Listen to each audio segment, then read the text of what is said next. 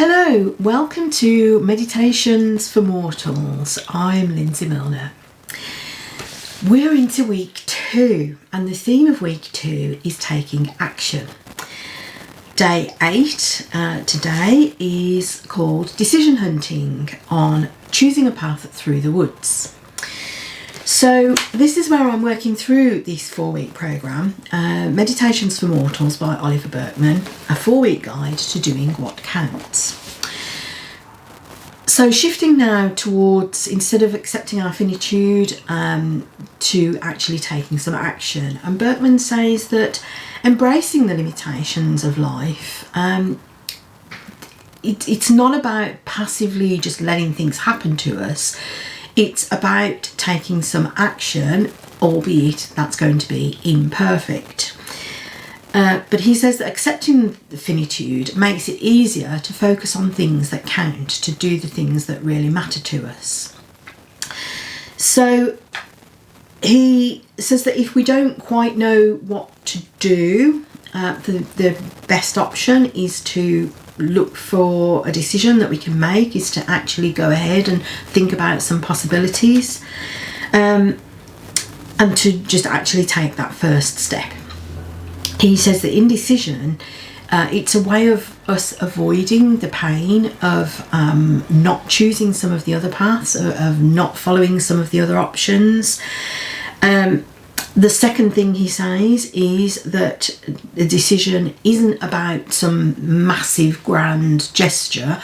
For example, if you don't like your job and you would like a new job, this isn't about stomping into your boss's office and telling him or her that they can stick their stupid job because you're quitting right now. Instead, start looking at what are the other possibilities. Reach out to somebody who's perhaps been through something similar, who could give you some advice. Reach out to them and talk to them about some possible first steps.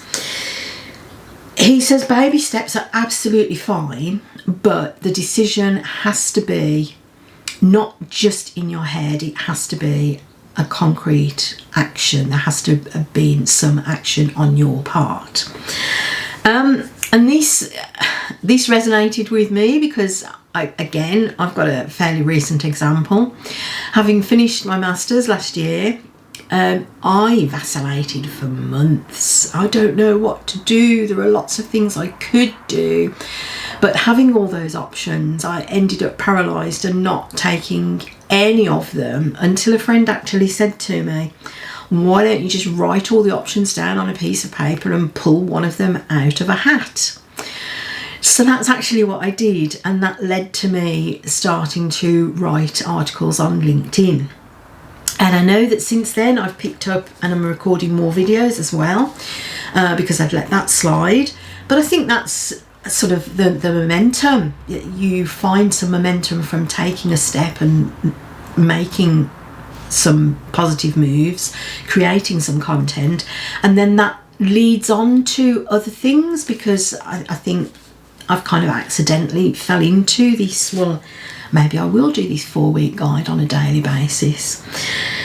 So I really like this as an idea that,